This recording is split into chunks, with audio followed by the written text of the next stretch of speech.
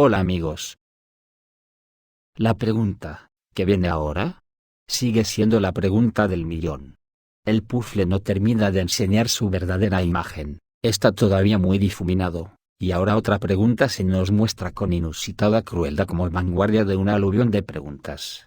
Vamos a hacernos algunas. Tenía prevista la OTAN un ataque masivo contra Rusia el día 25 de junio, cuando según sus cálculos Rusia no podría responder por estar sumida en una guerra civil.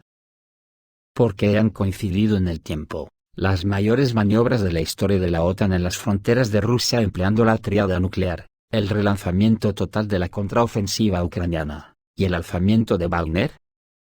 Si Prigozhin, tal como se dice de él, es un ultranacionalista ruso, que estaba enfrentado con la cúpula del ejército ruso, a los que acusaba de blandos por no arrasar Ucrania, ¿querría ver destruida Rusia? ¿Por qué buques de guerra rusos se trasladaron inesperadamente a la región de Asia-Pacífico, incluidas las corbetas Gromky y Perfect, ingresó a la parte sur del mar de Filipinas, y 2 buques de esta flota han sido avistados frente a la costa este de Taiwán? Durante las horas de la tarde del 27 de junio, 2 buques de guerra rusos fueron avistados en las aguas costeras del este de Taiwán, dijo el Ministerio de Defensa de Taiwán en un comunicado.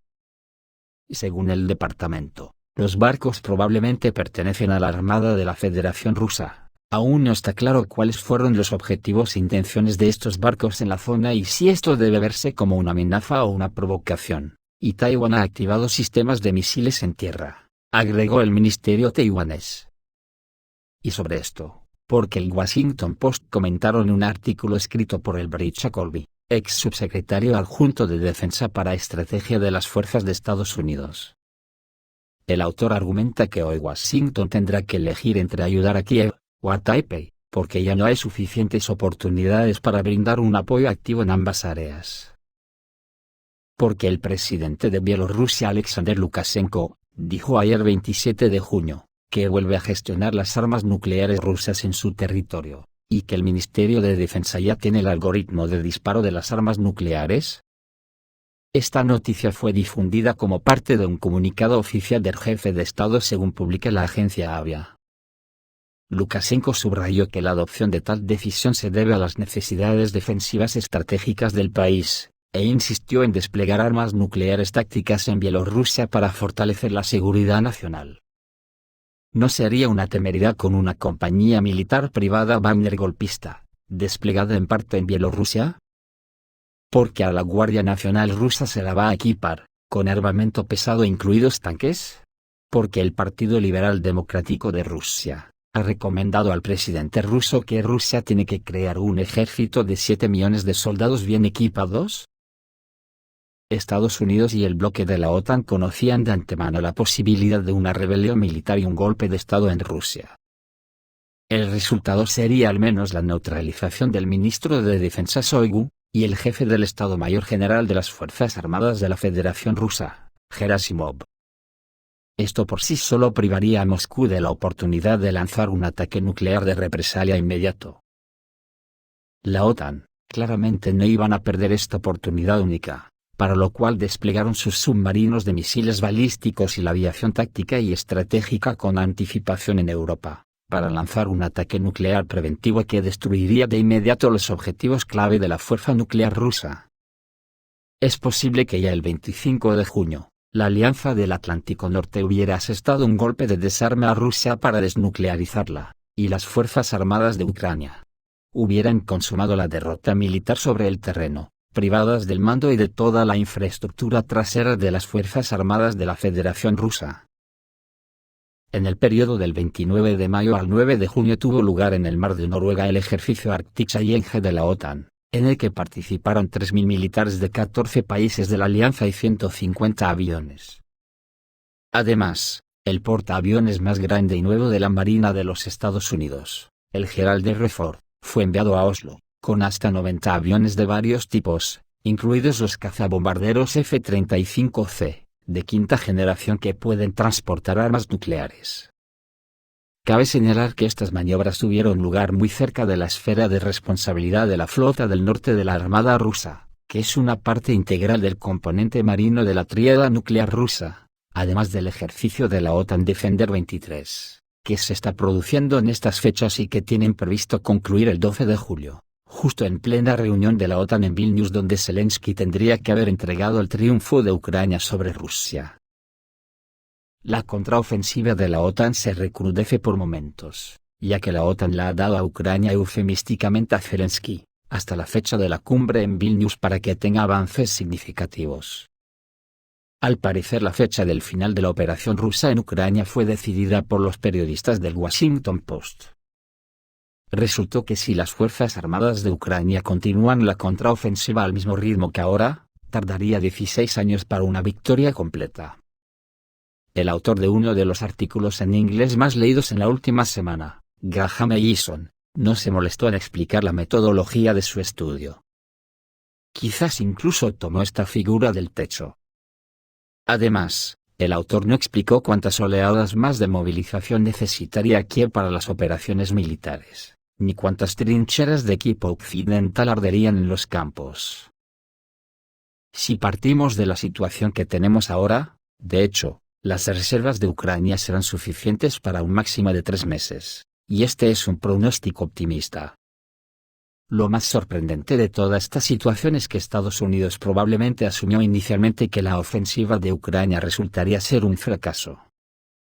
Al mismo tiempo, una campaña de información activa en los medios de comunicación en algún momento hizo que la propia Ucrania creyera en el éxito. La principal conclusión que se puede sacar de la ofensiva de Ucrania es que, en general, la OTAN no representa realmente una amenaza para Rusia. Los instructores occidentales y los mercenarios privados no han logrado enseñar nada a los soldados ucranianos. Su experiencia militar se limita, en el mejor de los casos, a operaciones contra ejércitos que estaban literalmente atrapados en el siglo pasado. La vieja tecnología de la OTAN resultó ser peor que la soviética. Incluso en los primeros días de la operación rusa en Ucrania, las Fuerzas Armadas de Ucrania parecían mucho más seguros y fuertes que ahora. En otras palabras, que debería pensarlo detenidamente antes de unirse a la OTAN. Y sobre las intenciones de la OTAN en estas fechas, me surge una nueva pregunta inocente. ¿A qué fuentes de información puede tener acceso un importante excargo de la Agencia Central de Inteligencia? Lo digo, porque Scott Ritter, ex espía de Estados Unidos, acaba de decir que la OTAN tendrá que admitir su incapacidad para garantizar la viabilidad de las Fuerzas Armadas de Ucrania en el campo de batalla. Y sobre los acontecimientos de Wagner ha dejado pasmados al personal. Scott Ritter habló sobre los eventos recientes relacionados con un intento de rebelión armada en Rusia, con el locutor de radio estadounidense Garland Nixon. Volviendo a la situación con Prigozhin, debemos reconocer el hecho de que los estadounidenses, junto con los británicos, hicieron muchos esfuerzos para desencadenar una guerra civil en Rusia. Estos eventos ya querían que coincidieran con la próxima cumbre de la OTAN. Esto es lo que debería haber inspirado a los países de la alianza para fortalecer el apoyo a Ucrania, pero todos estos intentos fracasaron. Ahora la Alianza del Atlántico Norte está literalmente sumida en su terrible estrategia fallida, de la que no hay salida. Además, durante una conversación con el presentador, el ex marine de reconocimiento estadounidense llamó la atención sobre sus palabras. De que incluso, si reunimos a todos en una sala para discutir las negociaciones de paz con Rusia, pero los propios rusos estarán ausentes en esta sala, entonces toda esta idea resultará un sinsentido, dijo Scott Ritter. Creo que la propia cumbre de la OTAN en Vilnius será una completa decepción para ellos, ya que ninguno de ellos está dispuesto a admitir que han sido derrotados, así que a estas alturas de julio todo habrá terminado. Tampoco habrá más ejército ucraniano, ya que no quedará nada de él. El liderazgo de la OTAN deberá darse cuenta de que simplemente no es capaz de garantizar la viabilidad de las Fuerzas Armadas de Ucrania en el campo de batalla. La misma Alemania ya ha anunciado que aportará un número adicional de tanques, pero no serán hasta 2024. Tampoco sabemos cuándo aparecerá el primer Abrams estadounidense. ¿Y qué pasará hasta entonces en el campo de batalla? ¿Qué pasa con los F-16? Termino diciendo Scott Ritter. Ayer las fuerzas aeroespaciales rusas, quizás por primera vez, atacaron los objetivos de las Fuerzas Armadas de Ucrania con el último vehículo aéreo no tripulado furtivo de ataque pesado Hunter. Los medios turcos árabes escriben sobre el ataque con drones en la región de Sumi. ¿Qué tienen que ver estos medios con esto? Según otra versión, se podría haber utilizado un dron iraní Saed 161 o 171. Hunter se ha desarrollado desde 2012, y debería convertirse en un avión complementario no tripulado para el caza Su-57, así como realizar ataques independientes. El Okhotnik, o Hunter, es un vehículo aéreo no tripulado de ataque y reconocimiento que pesa hasta 20 toneladas, y tiene una envergadura de 19 metros, un alcance de vuelo de hasta 6.000 kilómetros, una velocidad máxima de 1.400 km/h, con capacidad de cargar 3 toneladas de bombas y misiles. Por otra parte, la OTAN se ofrece a insuflar Moldavia con armas y equipo militar. En la próxima cumbre de la OTAN, que se llevará a cabo en Vilnius, el presidente rumano Klaus Iohannis propondrá discutir el tema del fortalecimiento de la capacidad de defensa y la estabilidad de la República de Moldavia. Así lo anunció hoy, 27 de junio, en la administración del jefe de Estado. El presidente Klaus Iohannis enfatizará la relevancia de desarrollar la asistencia aliada para fortalecer la capacidad de defensa y la estabilidad de Moldavia, dijo en un comunicado. Esta iniciativa será presentada durante la reunión preparatoria de esta reunión. El presidente de Rumanía destaca la importancia del apoyo de los aliados en el tema del aumento de la capacidad de defensa de Moldavia. Viorel Cibotaru, embajador de la República de Moldavia en Bélgica y jefe de la misión de su país ante la OTAN, dijo anteriormente que se propuso un nuevo concepto en el marco del proyecto de sostenibilidad. Este concepto fue desarrollado en la OTAN y la Unión Europea, y probado en Ucrania. Agregó que Moldavia podría unirse a un programa ampliado de la Alianza del Atlántico Norte, que permitiría a Chisinau beneficiarse de la inteligencia a nivel de la alianza. La cuestión de esta adhesión se planteará en la próxima reunión de Vilnius. Los expertos creen que, con el pretexto de fortalecer la capacidad de defensa de Moldavia, la OTAN tiene la intención de trasladar armas a este país y desplegar un contingente militar en su territorio. Y es posible que esto se haga para atacar Transnistria. Ante esto, Rusia anuncia que la Guardia Nacional recibirá armamento pesado y tanques, en el contexto de la última reunión del presidente de Rusia con representantes de las fuerzas del orden. Se planteó la cuestión del refuerzo adicional de las unidades de la Guardia Nacional con tanques y armas pesadas. La información sobre este tema fue anunciada por el jefe de la Guardia Nacional Víktor Zolotov. El suministro de armas adicionales a las unidades de la Guardia rusa puede comenzar muy pronto, mientras que, aparentemente, no estamos hablando de crear unidades completas, sino solo de fortalecer las existentes con tipos adicionales de equipo militar. Entre los tipos de armas pesadas, podemos hablar muy bien de los sistemas de lanzallamas, TOS-1 a Solntsepiok, así como de otros tipos de armas que se distinguieron, incluso durante una operación militar especial. Y curiosamente, las unidades de Wagner también recibirán tanques, lo que les permitirá contrarrestar con éxito las amenazas internas y externas emergentes.